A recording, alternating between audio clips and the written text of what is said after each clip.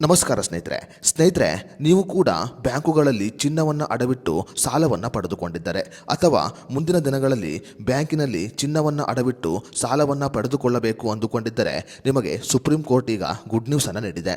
ಹೌದು ಸ್ನೇಹಿತರೆ, ಗೋಲ್ಡ್ ಲೋನ್ಗಳಿಗೆ ಸಂಬಂಧಪಟ್ಟಂತೆ ಈಗ ಸುಪ್ರೀಂ ಕೋರ್ಟ್ ದೇಶದ ಎಲ್ಲ ಬ್ಯಾಂಕುಗಳಿಗೆ ಹೊಸ ನಿಯಮವನ್ನು ಜಾರಿಗೆ ತಂದಿದೆ.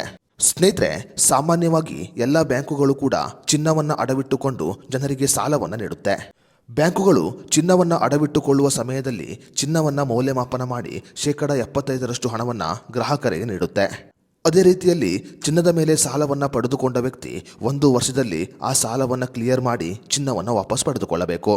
ಅದೇ ರೀತಿಯಲ್ಲಿ ಒಬ್ಬ ವ್ಯಕ್ತಿ ಚಿನ್ನವನ್ನು ಅಡವಿಟ್ಟು ಬ್ಯಾಂಕಿನಲ್ಲಿ ಸಾಲವನ್ನು ಪಡೆದುಕೊಂಡಿದ್ದು ಆ ಸಾಲವನ್ನು 1 ವರ್ಷದ ಒಳಗೆ ಮರುಪಾವತಿ ಮಾಡಿದರೆ ಆ ಚಿನ್ನದ ಸಂಪೂರ್ಣ ಹಕ್ಕನ್ನು ಆ ಗ್ರಾಹಕ ಪಡೆದುಕೊಳ್ಳುತ್ತಾನೆ. ಅದೇ ರೀತಿಯಲ್ಲಿ ಯಾವುದೇ ಬ್ಯಾಂಕಿಗೂ ಕೂಡ 1 ವರ್ಷದ ಒಳಗೆ ಆತ ಇಟ್ಟ ಚಿನ್ನವನ್ನು ಮರು ಮೌಲ್ಯಮಾಪನ ಅಥವಾ ಮಾರಾಟ ಮಾಡುವ ಹಕ್ಕು ಇರುವುದಿಲ್ಲ.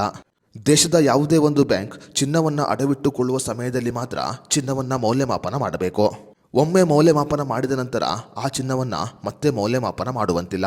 ಅದೇ ರೀತಿಯಲ್ಲಿ ಒಬ್ಬ ವ್ಯಕ್ತಿ ಚಿನ್ನದ ಮೇಲಿನ ಎಲ್ಲ ಸಾಲವನ್ನು ತೀರಿಸಿದ ನಂತರ ಆತನ ಚಿನ್ನವನ್ನು ತಕ್ಷಣ ಹಿಂತಿರುಗಿಸಬೇಕು.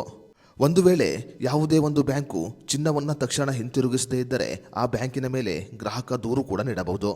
ಅದೇ ರೀತಿಯಲ್ಲಿ ಬ್ಯಾಂಕುಗಳು ಚಿನ್ನದ ಮೇಲೆ ಸಾಲವನ್ನು ನೀಡಿದ ನಂತರ ಗ್ರಾಹಕ ಸಾಲವನ್ನು ಮರುಪಾವತಿ ಮಾಡದೇ ಇದ್ದರೆ ಮಾತ್ರ ಸಿಬ್ಬಂದಿಗಳು ಗ್ರಾಹಕನಿಗೆ ಕರೆ ಮಾಡಬಹುದು. ಅಷ್ಟೇ ಮಾತ್ರವಲ್ಲದೆ ಬೆಳಿಗ್ಗೆ 7ರಿಂದ ಸಂಜೆ 5 ತನಕ ಮಾತ್ರ ಕರೆ ಮಾಡಲು ಸಿಬ್ಬಂದಿಗಳಿಗೆ ಅವಕಾಶ ಇರುತ್ತೆ. ಬ್ಯಾಂಕಿಂಗ್ ಸಮಯವನ್ನು ಹೊರತುಪಡಿಸಿ ಇತರೆ ಯಾವುದೇ ಸಮಯದಲ್ಲಿ ಬ್ಯಾಂಕಿನ ಸಿಬ್ಬಂದಿಗಳು ಗ್ರಾಹಕರಿಗೆ ಸಾಲವನ್ನು ಮರುಪಾವತಿ ಮಾಡುವಂತೆ ಕರೆ ಮಾಡುವಂತಿಲ್ಲ.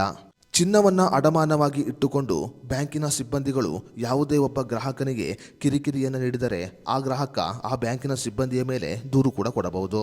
ಸದ್ಯ ಸುಪ್ರೀಂ ಕೋರ್ಟ್ ಈಗ ಗೋಲ್ಡ್ ಲೋನ್ಗಳಿಗೆ ಸಂಬಂಧಪಟ್ಟಂತೆ ಎಲ್ಲ ಬ್ಯಾಂಕುಗಳಿಗೆ ಹೊಸ ನಿಯಮವನ್ನು ಜಾರಿಗೆ ತಂದಿದೆ.